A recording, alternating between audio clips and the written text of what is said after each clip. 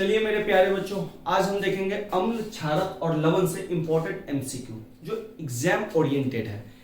Science का ये second chapter है। फर्स्ट चैप्टर का एमसीक्यू हमने अपलोड कर रखा है। तो चलिए पहला क्वेश्चन देखते हैं। पहला क्वेश्चन है कि कोई विलयन लाल लिटमस को नीला कर देता है, इसका पीएच संभवतः क्या होगा। तो आपको याद होगा कि लाल लिटमस पत्र को नीला कौन करता है, तो क्षारक जो होते हैं वो लाल लिटमस को नीला कर देते हैं। तो क्षारक कौन होता है, 7 से ऊपर। तो 1, 4, 5 जो है ये अम्लीय है, तो 10 जो होगा वो ये लिटमस होगा जो लाल को नीला कर देगा। इसके अलावा आपने क्या पढ़ा हुआ था कि नीला लिटमस को लाल कौन कर देता है, तो आप कहिएगा अम्ल कर देता है। सेकंड है एसिटिक अम्ल का तनु विलयन के बारे में कौन सा अवलोकन सत्य है। एसिटिक अम्ल को हम एथेनोइक अम्ल भी बोलते हैं, ये ध्यान रखिएगा, एथेनोइक अम्ल। अब एथेनोइक अम्ल का जो फॉर्मूला होता है उसको भी याद रखिएगा, CH3COOH। और ये जो है ना तनु विलयन जो होता है एसिटिक अम्ल का, उसको हम सिरका बोलते हैं। ये सिरका सी गंध है, यानी कि एसिटिक अम्ल का जो तनु विलयन है उसको हम सिरका बोलते हैं। सिरका में 3 से 5% आपका एसिटिक अम्ल रहता है। हमारे शरीर में पीएच कितना परास के बीच में होता है, परास का मतलब होता है रेंज। तो हमारे शरीर का जो परास होता है 7 से 7.8 परास के बीच में होता है, इतना रेंज है।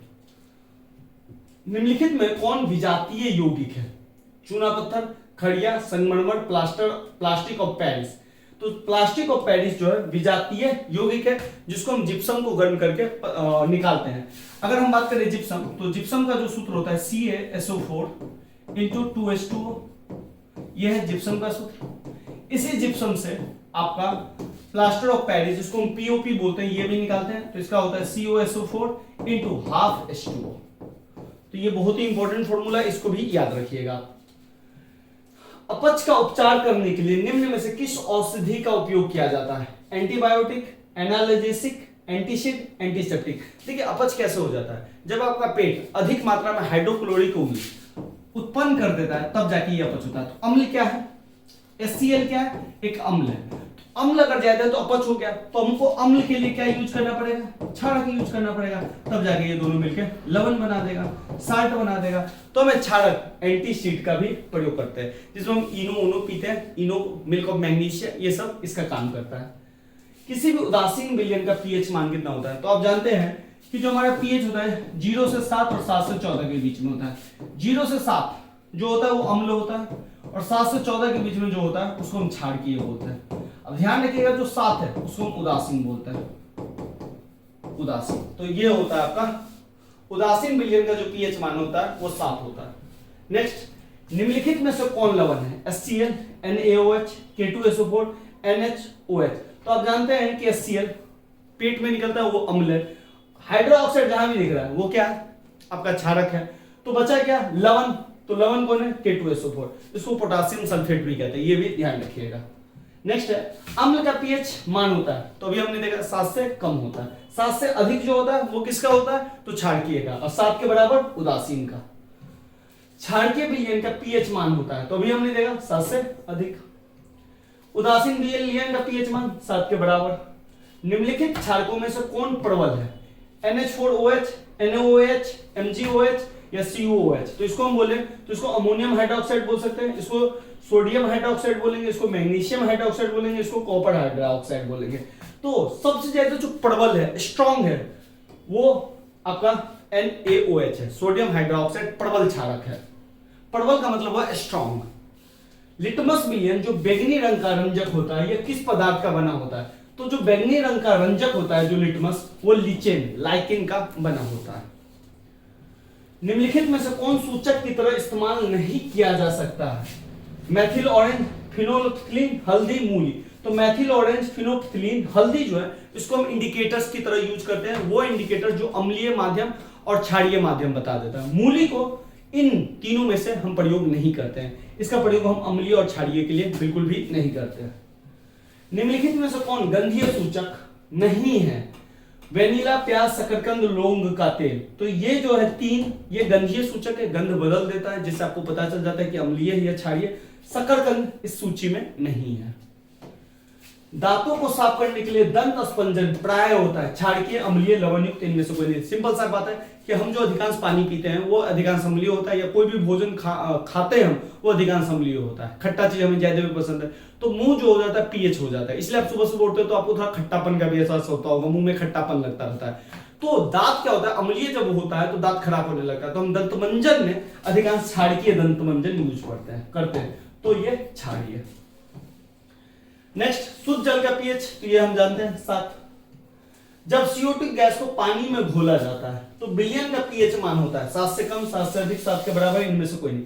जब कार्बन डाइऑक्साइड गैस को पानी में घोला जाता है तो वो क्षारकीय बन जाता है, ये अब ध्यान रखिएगा। अब आते हैं निम्न में से कौन सी धातु ठंडे जल से अभिक्रिया कर धातु हाइड्रोक्साइड बनाती है। तो सोडियम और पोटासियम ऐसे हैं जो ठंडे जल से अभिक्रिया करेगा, सोडियम, और जब ठंडे जल से अभिक्रिया करेगा तो देखिए NaOH बन जाएगा, और पोटासियम भी जब ठंडे जल से अभिक्रिया करेगा तो क्या बनेगा, KOH। अब ये आप जानते हैं ये हाइड्रोक्साइड है, तो ये धातु है और हाइड्रोक्साइड लग गया, धातु है और हाइड्रोक्साइड लग गया, तो ये पोटासियम है, पोटासियम एंड सोडियम। और आप धातु चैप्टर में पढ़िएगा कि सोडियम और पोटासियम बहुत ही नाजुक धातु होते हैं जिसको चाकू से भी काट सकते हैं, और ये काफी ज्वलनशील भी होते हैं, रिएक्टेबल होते हैं, बहुत ज्यादा रिएक्टेबल। निम्नलिखित में से कौन सा बुझा हुआ चूना है, तो बुझा हुआ चूना को हम कैल्शियम ऑक्साइड भी बोलते हैं, सॉरी कैल्शियम ऑक्साइड बोलते हैं, कैल्शियम हाइड्रोक्साइड बोलते हैं। CaO को हम क्विक लाइन बोलते हैं, क्या बोलते हैं, कैल्शियम हाइड्रोक्साइड को हम क्विक लाइन बोलते हैं, क्विक लाइन। लवण सोडियम कार्बोनेट का जलीय विलयन का पीएच मान है, तो ये जो है सोडियम कार्बोनेट जो होता है वो आपका क्षारकीय होता है और इसका विलयन है 7 से अधिक होता है। एसिटिक अम्ल का IUPAC नाम क्या है, तो ये हमने एसिटिक अम्ल के बारे में बताया था आपको, इथेनोइक अम्ल या एथेनोइक अम्ल भी उसे कहा जाता है, और जिसका सूत्र होता है CH3COOH। मेथेनोइक अम्ल का सूत्र होता है COOH, ये मेथेनोइक अम्ल का। नेक्स्ट, निम्नलिखित में से कौन सा आयन लाल लिटमस को नीला कर देता है, तो अभी हमने कुछ देर पहले पढ़ा था, लाल को नीला कौन करता है, क्षारकीय, और क्षारकीय का मतलब वो OH आयन देता है, तो ये हो गया OH। और नीला को लाल कर देता है अम्लीय, और अम्लीय जो है H आयन देता है, तो ये भी थोड़ा सा ध्यान रखिएगा। नेक्स्ट है, कोई विलयन नीला लिटमस को लाल कर देता है, इसका पीएच संभवतः भाई नीला को लाल कर देता है, इसका मतलब अम्लीय है, अम्लीय का पीएच 7 से कम होगा, तो ये है 5। नेक्स्ट है, ऑक्जेलिक अम्ल का प्राकृतिक स्रोत निम्नलिखित में से कौन है, तो ऑक्जेलिक अम्ल जो है आपको टमाटर में मिलता है, ये जरूर याद रखिएगा। नींबू में आपका सिट्रिक अम्ल मिलता है, इमली में आपका टार्ट्रिक अम्ल मिलता है, दूध में आपका लैक्टिक अम्ल मिलता है, तो ये सब चीज थोड़ा याद रखिएगा। तो इसका ऑप्शन है ऑक्जेलिक है, टमाटर में मिलता है। प्लास्टर ऑफ पेरिस का रासायनिक सूत्र अभी हमने देखा था CaSO4 * ½ CaSO4 2H2O जिप्सम का सूत्र है, तो ये ध्यान रखिएगा। लिटमस विलयन जब न तो अम्लीय होता है और न ही क्षारीय होता है, तब यह किस कलर का होता है, तो बैंगनी कलर का। कुछ ऐसे पदार्थ होते हैं जिनकी गंध अम्लीय या क्षारीय माध्यम में बदल जाती है, तो उस तरह के पदार्थ जिनकी गंध बदल जाती है उन्हें हम गंधीय सूचक कहते हैं। सभी अम्लों में पाया जाता है, तो हाइड्रोजन आयन, हाइड्रोजन युक्त सभी यौगिक होते हैं अम्लीय। पीएच में P को हम क्या बोलते हैं, तो पीएच में P को हम पुषांश बोलते हैं। एसिटिक अम्ल का प्राकृतिक स्रोत निम्नलिखित में से कौन है, तो एसिटिक अम्ल का जो प्राकृतिक स्रोत है वो है सिरका। सिट्रिक अम्ल का प्राकृतिक स्रोत है, तो जितने भी खट्टे पदार्थ देखते हैं, खट्टे पदार्थ तो बिल्कुल नहीं कहेंगे क्योंकि अम्ल ही खट्टा होता है, तो जितने रसगर पदार्थ होते हैं जो फल वाला, उसमें सिट्रिक अम्ल पाया जाता है, जैसे संतरा, नींबू। बाहर से कवर थोड़ा सा स्ट्रॉन्ग होगा, अंदर में एकदम मुलायम होगा। टार्ट्रिक अम्ल अभी हमने बताया था इमली में। लैक्टिक अम्ल अभी हमने बताया था आपको दही में, और दूध में भी लैक्टिक अम्ल पाया जाता है, इस चीज को ध्यान रखिएगा। और ये दूध से दही किसके बैक्टीरिया के कारण बनता है, तो लैक्टोबैसिलिस। चींटी के डंक और नेटल से डंक में कौन सा अम्ल पाया जाता है, तो चींटी के डंक और नेटल के डंक में मेथेनोइक अम्ल पाया जाता है, और मेथेनोइक अम्ल का जो फॉर्मूला होता है वो ये होता है, तो ये थोड़ा सा ध्यान रखिएगा। नेक्स्ट, दांतों का क्षय कब प्रारंभ होता है, जब मुंह का जो पीएच है 5.5 से कम हो जाता है, यानी अम्लीय माध्यम हो जाता है। अम्लीय कितना, 5.5 से कम। हमारे पेट में कौन सा अम्ल उत्पादन होता है, तो ये तो आप जानते हैं हाइड्रोक्लोरिक अम्ल, जो बहुत ही स्ट्रॉन्ग है HCl। हाइड्रोक्लोरिक अम्ल एवं सोडियम हाइड्रोक्साइड के विलयन की अभिक्रिया से उत्पन्न लवण को क्या कहते हैं? तो भाई हाइड्रोक्लोरिक अम्ल HCl और सोडियम हाइड्रोक्साइड, इसके अभिक्रिया से हमारा जो निकलता है वो निकलता है NaCl प्लस H2O। तो ये जो NaCl है इसी को हम साधारण नमक बोलते हैं, सोडियम क्लोराइड, और ये जो अभिक्रिया है इसी को हम बोलते हैं उदासीनीय अभिक्रिया। HCl NOH को उदासीन किया और इसने इसको उदासीन किया और बनाया क्या? साल्ट और पानी। तो इसको ध्यान रखिएगा। धोने का सोडा का रासायनिक सूत्र क्या है? तो Na2CO3 × 10H2O, इसको बोला जाता है धावन सोडा। Na2CO3 को भी हम धावन सोडा बोल देते हैं। बेकिंग सोडा का रासायनिक नाम क्या है? तो सोडियम हाइड्रोजन कार्बोनेट, तो इसका फॉर्मूला है सोडियम हाइड्रोजन कार्बोनेट। इसको बेकिंग सोडा या खाने वाला सोडा भी इसको कहा जाता है, तो ये भी थोड़ा सा ध्यान रखिएगा। बेकिंग सोडा का रासायनिक सूत्र तो अभी हमने देखा NaCO3। जल की अस्थायी कठोरता हटाने के लिए किसका उपयोग किया जाता है? तो जल की जो अस्थायी कठोरता है उसको हटाने के लिए हम धोने का सोडा का प्रयोग करते हैं, क्षारकीय चीजों का प्रयोग करते हैं। सोडा अम्ल अग्निशामक में किसका उपयोग किया जाता है? तो सोडियम हाइड्रोजन कार्बोनेट, इसका प्रयोग किया जाता है। जो अग्निशामक जो फायर एक्सटिंग्विशर देखते हैं जिसको ऐसे पंप करते तो निकलता है, तो उसमें NaCO3 होता है। जिप्सम का रासायनिक सूत्र क्या है? तो हमने आप भी देखा था CaSO4 × 2H2O, ये होता है जिप्सम का रासायनिक सूत्र, और इसी में हम हाफ लगा देंगे तो ये बन जाएगा POP, प्लास्टर ऑफ पेरिस का। बेकिंग पाउडर का अनुसूत्र क्या है? तो अभी हमने देखा था बेकिंग पाउडर का है, या बेकिंग सोडा बोले या खाने वाला सोडा बोले, इसका NaCO3 होता है। नीला थोथा का रासायनिक सूत्र है, बहुत इंपॉर्टेंट है, CuSO4 × 5H2O, तो ये भी ध्यान रखिएगा। जठर रस का पीएच मान क्या है? जठर रस पेट से निकलता है, वहीं से आपका HCl निकलता है, उसका पीएच है 1.2।